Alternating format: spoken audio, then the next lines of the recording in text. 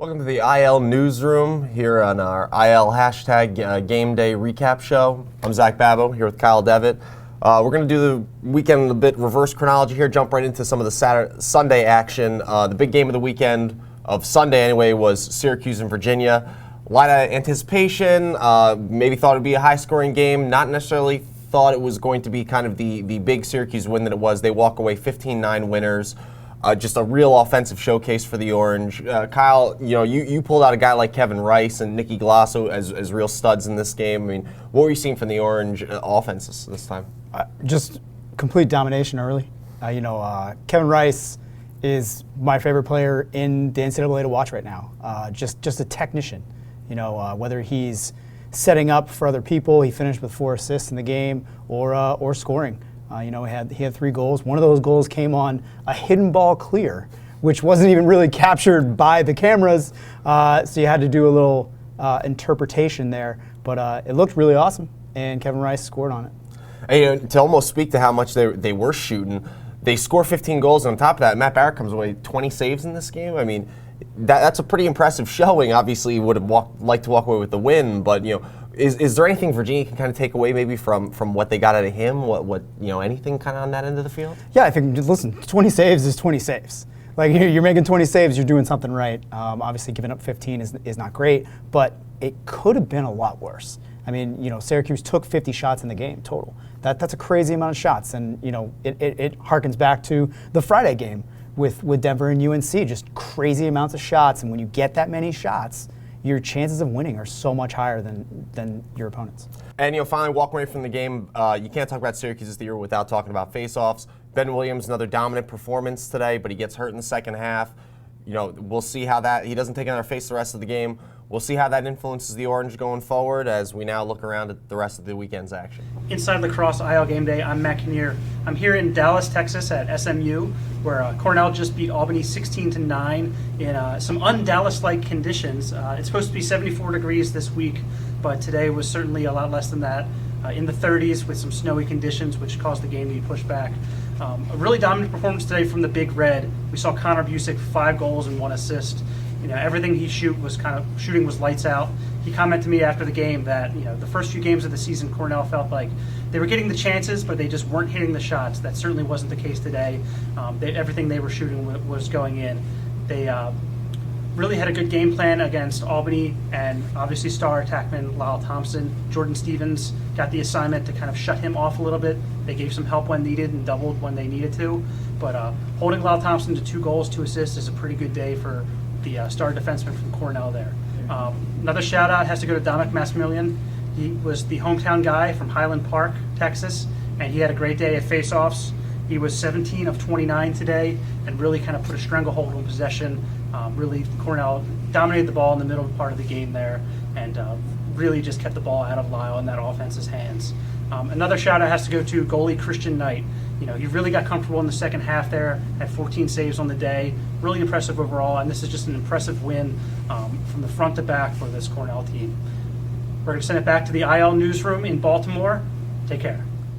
Back in the IL Newsroom, I am Terry Foy, joined by Zach Babbo, and we are talking about one of the most exciting games of the weekend, probably one of the most exciting games of the season, Zach, and that is Princeton's 16-15 overtime victory over Johns Hopkins at Homewood Field. You were on the sidelines snapping photos. For such a dramatic game to have a late game-tying goal and then obviously a waved-off goal in overtime and then a game winner, what was the vibe like on the sideline? Well, you could definitely say it was heated, especially as, there's the storyline that jumps out to me in this game is the penalties and their influence on everything. I believe in all told it was about 14 minutes of penalties awarded, 16 total flags, and then each team really used those to their advantages. Princeton was 4 for 5 on the EMO. Hopkins was 7 for 10, and really that was what got Hopkins back into the game. Princeton comes out, they do great on faceoffs to start. They build up a quick 7-1 lead. And then the game is, I believe it's 7-10 at the half. Hopkins gets back into this game scoring 6 EMO goals. They just took Pat Fraser particularly just cashed in every chance he got. That really kind of turned the tide back to them.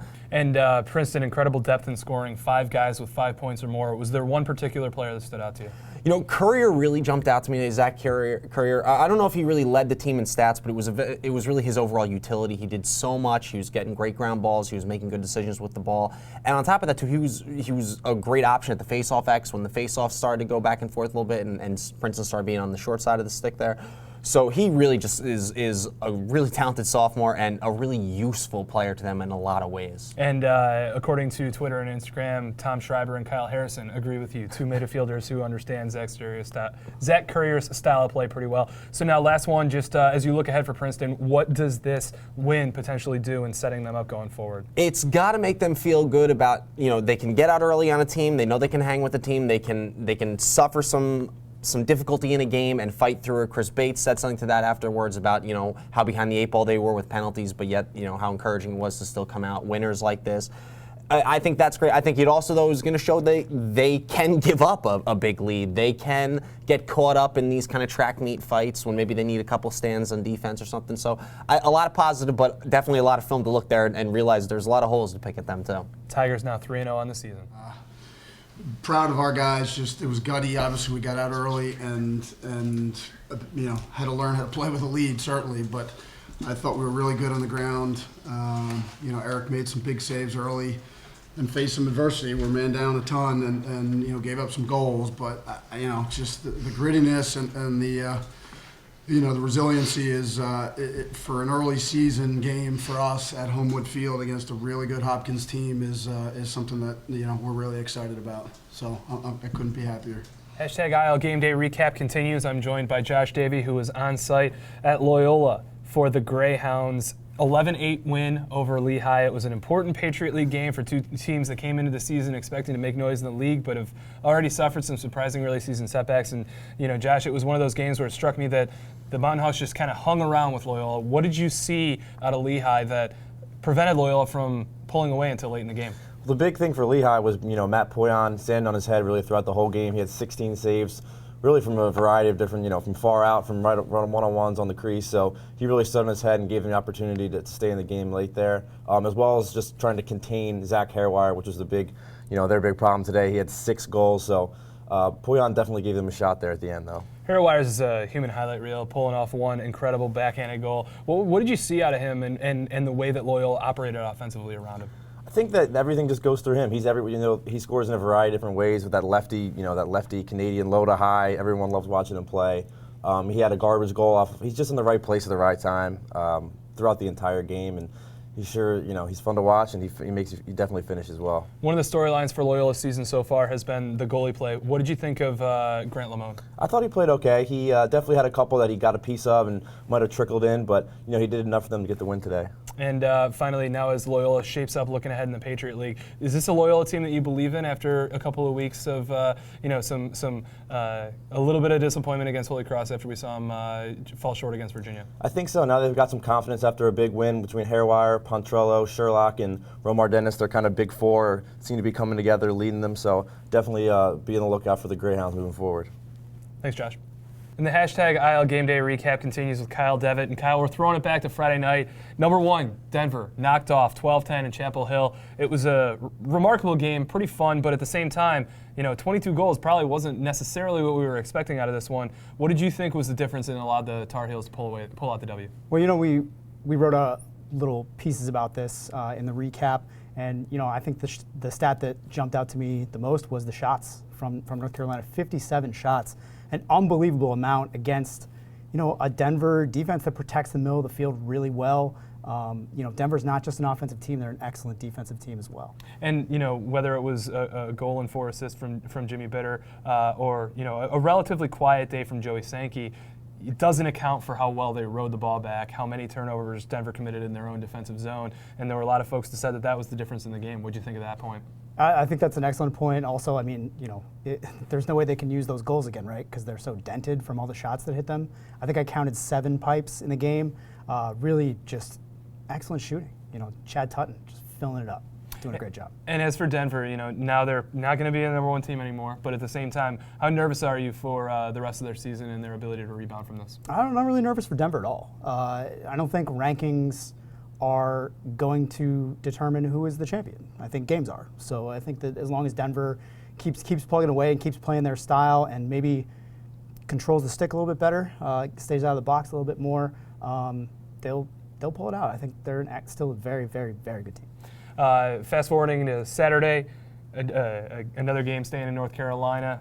Duke, 3 touchdowns. Harvard, another top-ranked, top 20 team. Harvard putting up a 13-goal spot, missed a field goal there. Just unbelievable offensive efficiency out of the Blue Devils in this one, keyed by freshman attackman Justin Gooderding. Just really a fun game to watch if you like goals. I mean, if you like goals and you miss the game, that's what ESPN3 is for. They got replays. Go cue that up. Go have some fun. There were some amazing goals in this game. Just snipes, rebounds, bouncers, shots going off someone's head, going in, deflections. It's goal city, and it was awesome to watch. One of the things that I was going to be interested about heading into this game, Brian Fisher among the elite long stick midfielders in college lacrosse, and obviously it was going to be a relatively stiff test for Miles Jones, arguably the preseason Taunton candidate, among the Taunton favorites in the preseason. What were your thoughts on the way that Jones played today? Jones is a beast. I mean, when you watch him play, and I think while we were watching it together, I pointed this out. The stick looks so small in his hand.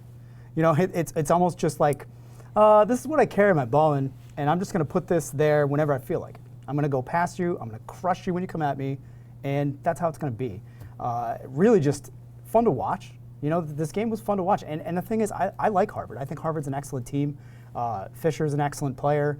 He's going to play down low a little bit more this season compared to last season, but I still think Harvard's an excellent team. Putting up 14 against Duke is nothing to hang your head about. And whipping around the rest of the D1 lacrosse, one impressive and surprising result: Monmouth getting their first ever program win, 10-9 over Rutgers, an in-state rival. We were able to see most of the second half of this game, and it was really exciting down the stretch. Yeah, well, one of the things we do in the newsroom is we track most of the games, and I was tracking this one for a while and kind of going, well, Rutgers not really pulling away.